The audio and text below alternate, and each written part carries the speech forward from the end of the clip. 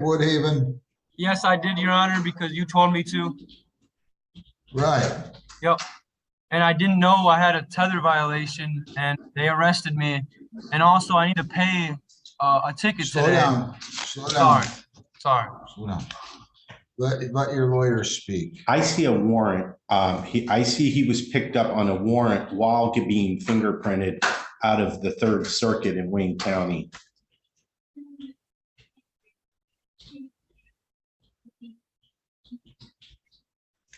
Do you have is there a deputy right there? Yeah. Deputy, can you come back up here, please, and state and spell your name for me? My name is Officer Marquise Rigel, Marquis.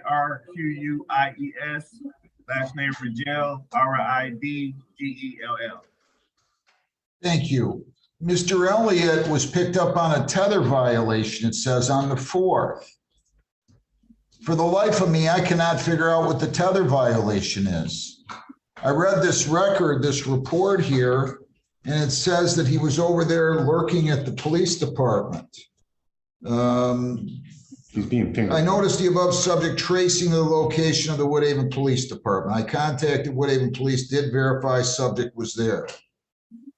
A detainer was emailed. I was notified the subject was at Woodhaven Police to be fingerprinted. The Third Circuit warrant was found and the subject was put into EMU writ status. So this has nothing to do with him. Him being in custody right now has nothing to do with a tether violation. Is that true or false? I'll have to look, sir. Hold on. I don't see any reference in there about a tether violation. Well, it says it in here. There was, I mean, implicitly they say it, but I don't see where there was one. I didn't order him not to go back to the Woodhaven Police Department. I think he was picked up on another warrant. There is reason to believe, and I'm going to state it, not my client. And Mr. Elliott, I don't want you to say anything because you haven't pled guilty to anything and you're presumed innocent. I have reason to believe that maybe there was a battery not charged when he was at home. That may be an issue. Excuse me, Your Honor. Yes. According to the system, it says he's here for malicious destruction and 2 counts of domestic violence. Now, about that report or being a violation of his tether, I would have to even read the report myself, sir. I didn't write the report. Can I speak? You're just, Elliot, I want to make sure you don't say anything that incriminates you because you haven't pled guilty to anything. I know I've been told 4 different things that it is. Like, I don't know what I'm That's fine. What is it that you're being told? I'm being told from the sheriffs that picked me up from the Woodhaven Police Department, it was a tether violation. Then when I first asked the Woodhaven Police Department, when I first got there, they told me it was a stalking charge. I've never stalked anybody. Then now it's a malicious destruction of property, which I'm paying off. That's from another case at Woodhaven that I'm paying off. And I need to pay that ticket off today as well, which is another problem for me, but that's beyond the point. So basically, I'm very confused. My tether's out. I know it's a tether violation, but I don't know. I'm sorry, Your Honor. I'm not trying to confuse you. All right, slow down. Just relax. We're all trying to figure it out together. Take a deep breath and relax. I did represent him on the one with the malicious destruction of property. It was a vehicle. Lisa, there is a note here, malicious destruction of property. It says malicious destruction, signs, bills, or notices. He's it on says probation. he has to Judge Hessen? Correct. Yes, I handled that file. Was he on, is he in custody on that one? I cannot figure out why this gentleman is in custody. I have a job. Mr. Elliott, I'm going to straighten it out for you, sir. Thank Okay? you. I'm really thankful. He's working 2 jobs. He's stressed because he's going to lose his job. I just lost my old job because I got locked up. All right, settle down. I'm going to help you. Okay? Assuming you need the help or assuming you're deserving of the help. It doesn't look like he's on a tether for Judge Hessen's case, so there should not be a violation for I that. don't understand this. I just don't understand this.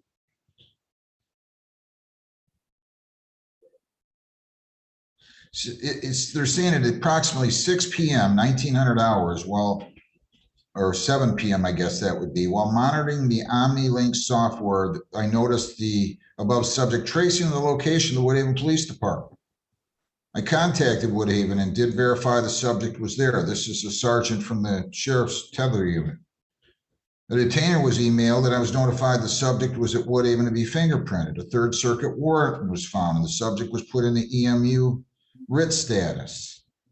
So I don't know what the Third Circuit warrant's on, but that has to be the reason.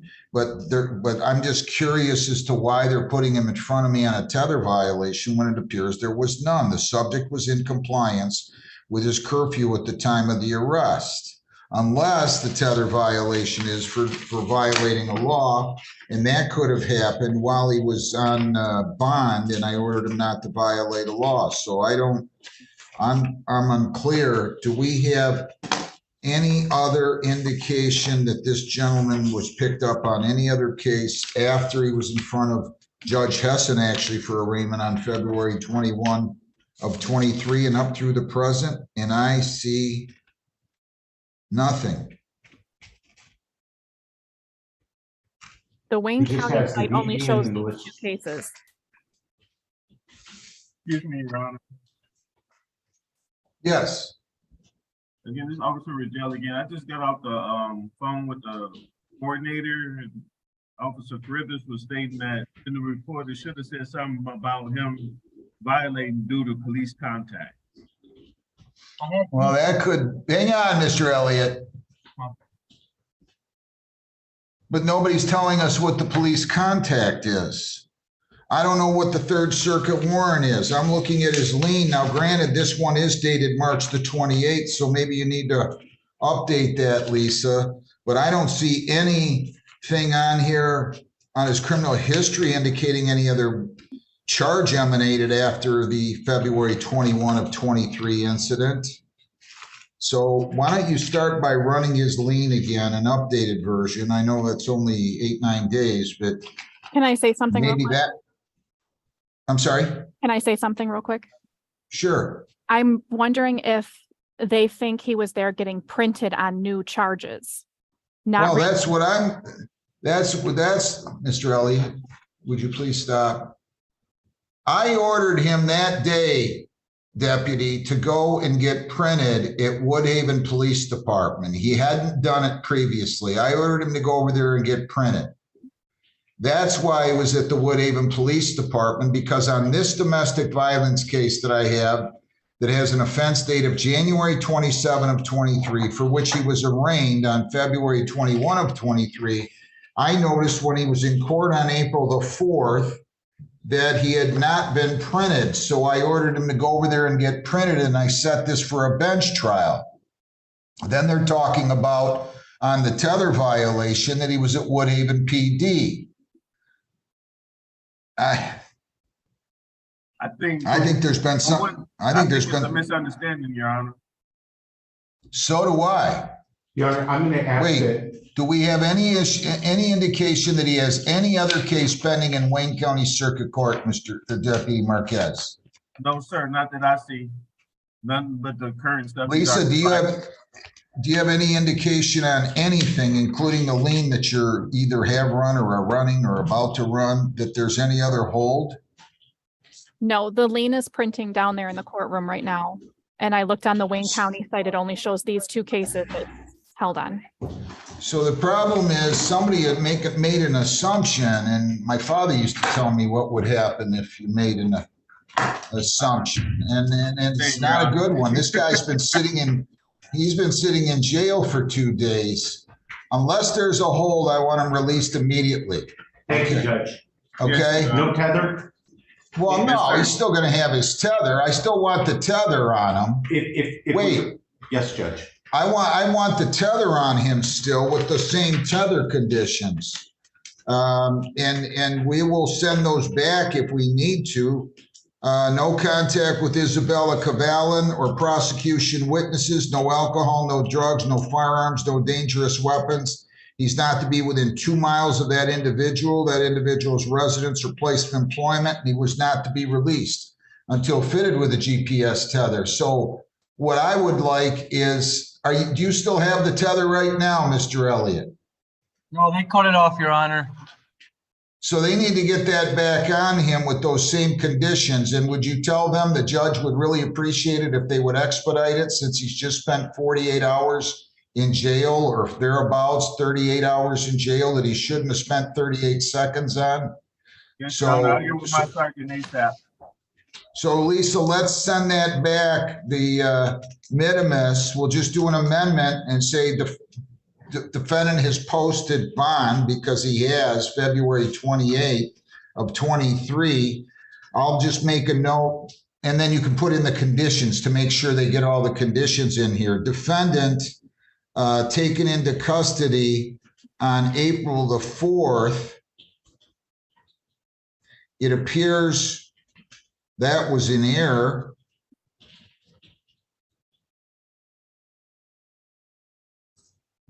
Defendant to be released immediately, but I need you to have but this is not right. Look, they got to be more careful down there. I mean, this guy now, he spent 38 hours in jail. I wouldn't want to spend 38 seconds in jail, let alone 38 hours. Now, he's got himself into trouble, but he still enjoys a presumption of innocence here. And now somebody's going to tell me they can't get the tether back on for a day or 2 or 6, and that isn't right either. So do whatever you got to do. Tell him the judge said he wants this guy fitted with the tether first and foremost right now, as soon as possible, so he can get out of there, because he should not have been in custody for the last 38 hours, as far as I can tell. Thank you, Judge. I'm gonna give my sergeant a call right now. And if they need to talk to me, they can call the court and I'll talk to them, but you Yes, got to sir. be careful. Thank you very much, Deputy. Have a good day. Thank you, Judge. Thank you, Mr. Baldwin. Thank you, Your Honor. Thanks a lot, Mr. Elliott. Stay out of trouble, though. I will, man. I'll talk to I you. don't want you to say a word. Stay out of trouble. Don't say a word. Good luck.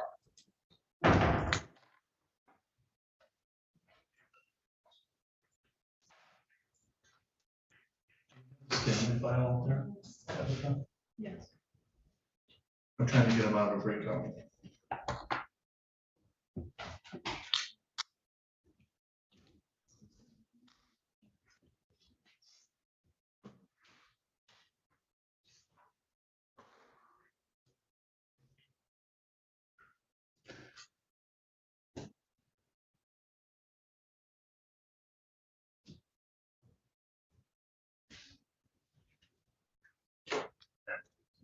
It's just so sloppy.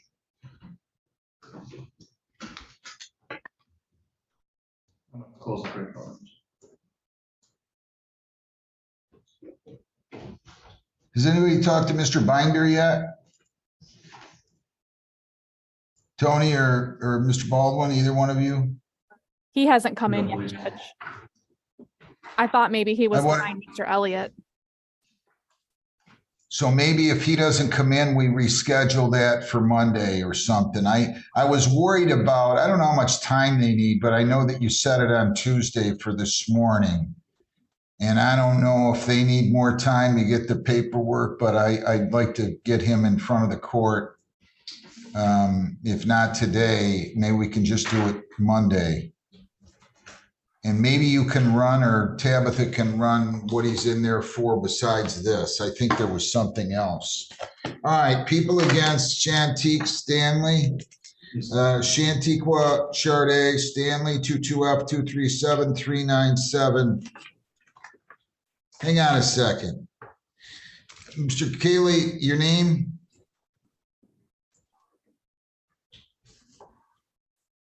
Mr. Cayley, your name?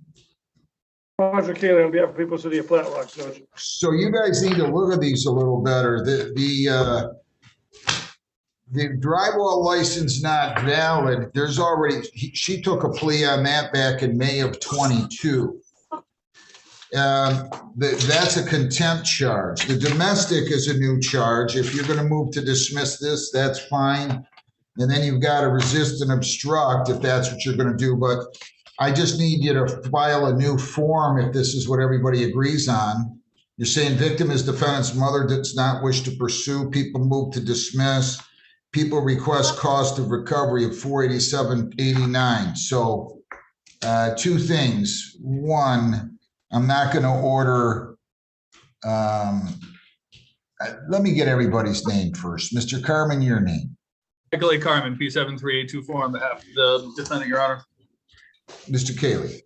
Roger Keeley, P4811 on behalf of the people of the city of Flat Rock. Ms. Stanley, your name. Shantinique Stanley. Sergeant, your name. Sergeant Wilczynski, Flare Police Department, Your Honor. So I need a new form because the drywall license not valid has already been dealt with. She was fined on that 10 months ago, back in May of 22.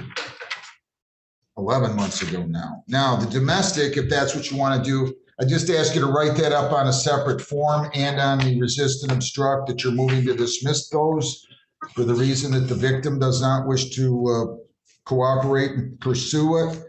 We'll Mr. figure something Kerman, out, Judge. but the other thing is you've got a cost of recovery of $487.89 here. I don't know what you're asking that on. I will not do that if there hasn't been a conviction. I suspect you're asking that on the domestic. I can't do that. I don't feel comfortable with that unless there's been a conviction. So that's the other thing that will have to come off. And the other thing, Mr. Carmen, this is going to be problematic. This young lady has been ignoring the court for quite some time. I arraigned her on these three, and I believe two others in front of Judge Hesson that I'm sure Judge Hesson's dealing with. So this is all fine and dandy, but if she's going to ask me for time to pay, she's going to be waiting in jail, if you know what I mean. It's been going on too long. And I told her, I told her on all of those, you don't have the money, call the court, and just blows it off like I'm asking her to. That's all I'm going to say about it. So you guys we'll send you the files back. You can work out the rest. And you might want to tell your client to get somebody to bring the money up here like right now, so she doesn't have to sit in jail. I'm talking about on this drywall license not valid, which, by the way, just so she knows, the amount owed is, how much again on that one? Can you check that? That's $567. So she's got a problem. So that's what we'll do. I'll send these files back to you. Dean will bring them over. Thanks, guys.